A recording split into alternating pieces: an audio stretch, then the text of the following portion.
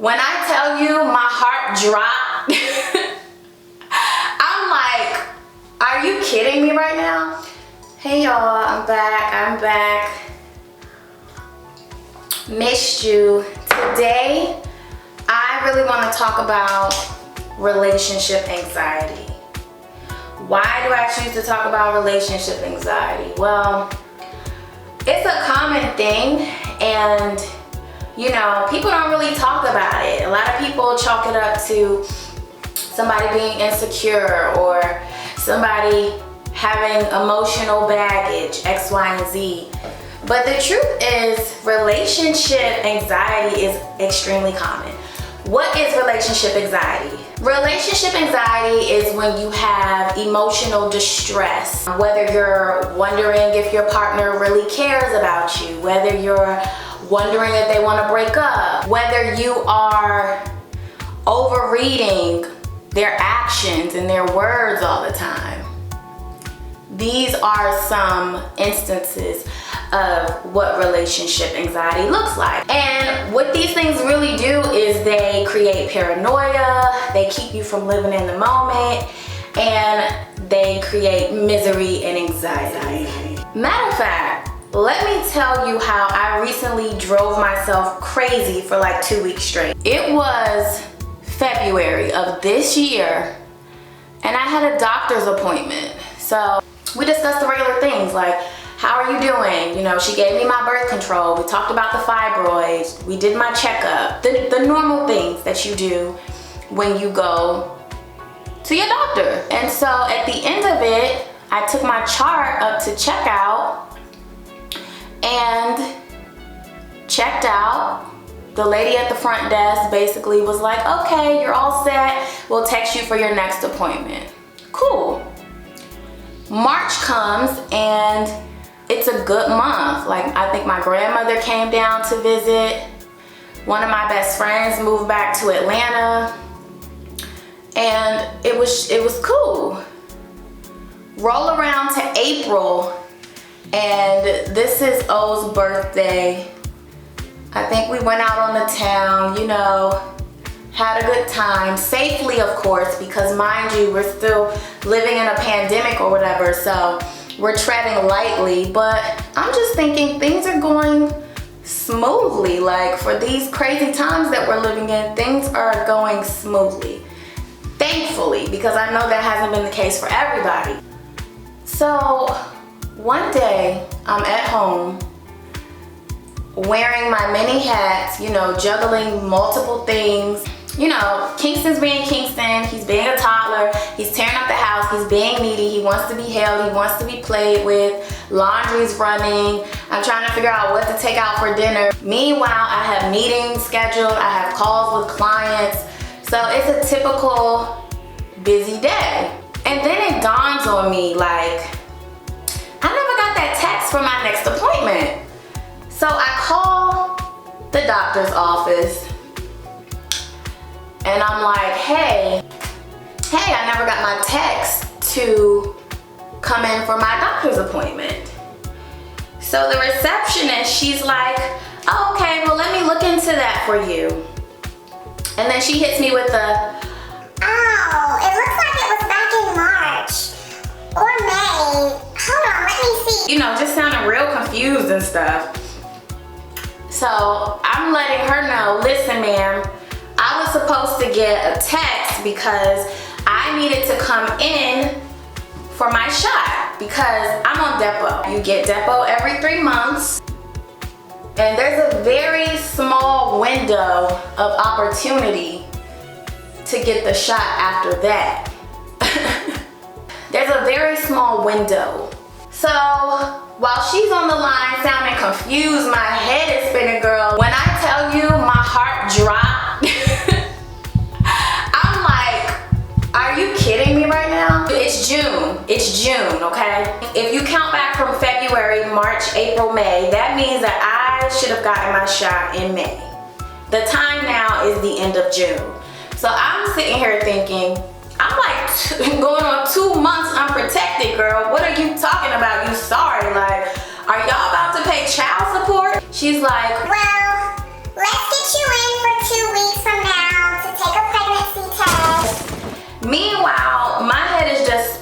because I'm thinking, I'm about to have 2 kids under 2. It's already hard to get a brunch date, you know, that's gonna be impossible now. Kingston already popping off a new line every day. like, I could just say goodbye to home decor for the next 5 years, because until these kids get some home training, you know, that's just how it's gotta be.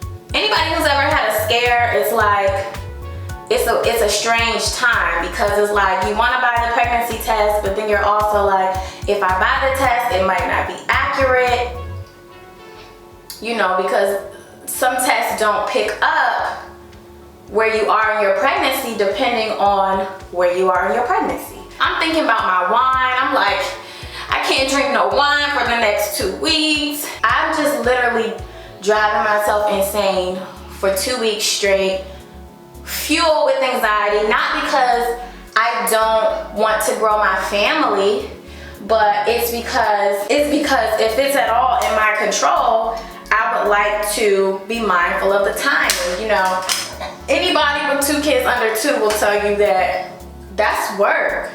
And I would want Kingston to be a little bit older so that he can help out more and play that big brother role instead of just being a part of the chaos. And like I said, I spent 2 weeks worried about something that was essentially out of my control. Well, this applies to relationships as well, and many other areas of life. You know, a lot of times we are anxious about things that we don't have any control over, or you have done your part and you've done what you could do in order to be preventative, and you're still anxious. You know, maybe instead of you staying on top of something, you trusted your partner to take care of it and it didn't get done. Or maybe you said something well-intentioned to your partner, but it wasn't well received. And so now you're worried about, are we compatible? Does he still love me? Is he thinking about leaving me? At the end of the day, you have to understand the difference between something that is within your control and something that is not within your control. That is the key to relationship anxiety, okay? No matter how you cross your T's, dot your I's, you're human.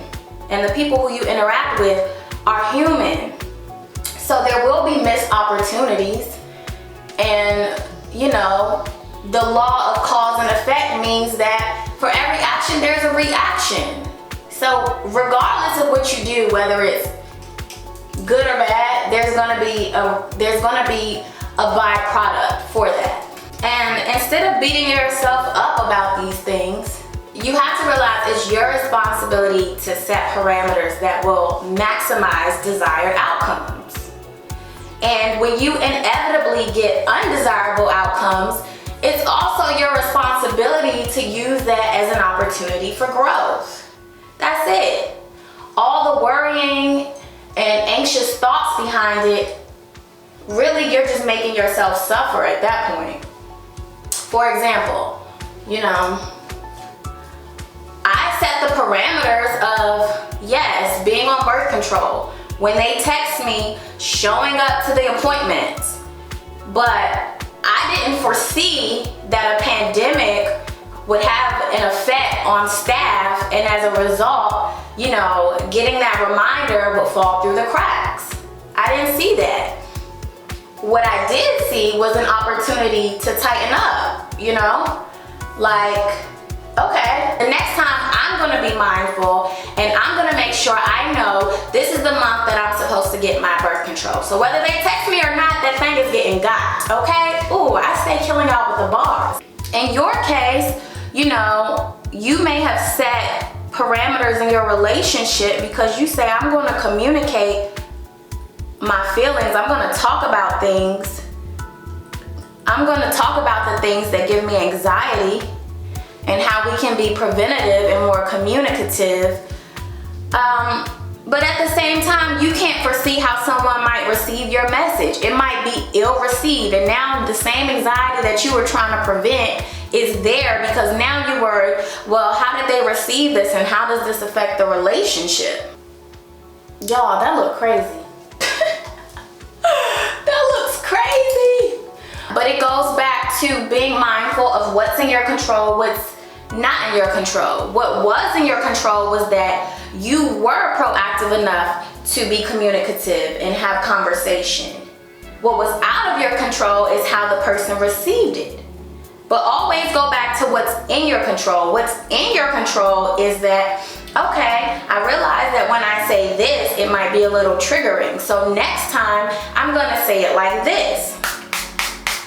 I could have severed the relationship with that particular doctor's office, but that still would have been reactive. Instead of severing the relationship, going through new patient documents all over again with somebody else, X, Y, and Z, it's like, okay, what could I have done to contribute to more desirable outcomes?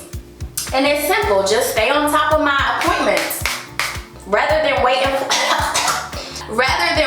for a text, I should already know when the text is coming. That way when the text doesn't come, that's my cue to give them a call. Hey, I have an appointment coming up in 2 weeks. I'm gonna make sure y'all have that on the books. If there's something in your relationship that you have anxiety about, make it a point to bring the conversation up. Even if you think it's just in your head. Let's talk about it. Let's talk about what this would look like. How would we handle this situation? What could we do to avoid this situation? And be kind to yourself, because as a human being, there will be missed opportunities. Things will happen. You won't always be on top of things all the time. Leave room for that reality, because that is a reality. Don't turn yourself into a hot mess over things that are not in your control. In my case, if I had been pregnant, and by the way, I did end up getting a test that was negative and going to my appointment 2 weeks later and it was negative and I was not pregnant. But if I had been pregnant, the truth of the matter is, what am I tripping for? Girl, that thing already cooking. It's cooking. If you have done all you could do, being a flawed human being that's not always gonna remember everything, that's not always gonna be on top of everything. If you've done all you can do and something still goes left, be prepared to take your part of the accountability and figure out, how can I use this to make me a better person? Relationship wise, let's say for example, your anxiety comes from the possibility of being betrayed, right? And you know you've been on your shit. You know that you have been addressing micro incidents as they occur, not putting off conflict, but addressing things, having open dialogue, and just overall being preventative. If you've done all you can do and somebody still betrays you, why have anxiety about that? Why worry that this might happen to me? Anything that happens, there's always a silver lining. So instead, tell yourself, if I've done all that I could do, and I continue to do all that I can do, if this happens, all I can do is take the lessons from it and be better for it, however you choose to go about that. So with that being said, ladies, the best way to address relationship anxiety is first understanding what's in your control, what's not in your control, and then next, figuring out how you can best maximize desirable results.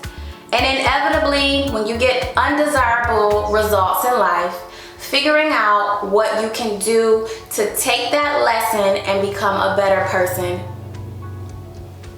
moving forward. What the hell, girl? Take that and let it mold you into a better, stronger, more warrior of an individual. In my case, it taught me to not just trust my medical professionals to keep me on top of my birth control. If I'm not ready to grow this family, then it's my responsibility to stay on top of that, because them girls at the reception desk, they could care less. That's not that's a blip on their radar. So hopefully you found this video helpful. I hope that you learned something from it as far as how to navigate relationship anxiety. If you have relationship anxiety, you're not crazy, you're not psycho. This is a normal thing, but it's all about knowing how to deal with the things that life throws at you. Comment down below what you feel anxious about in your relationship or how you handle relationship anxiety. Also, like this video. If you're new here, subscribe, and I will see you next time. Bye.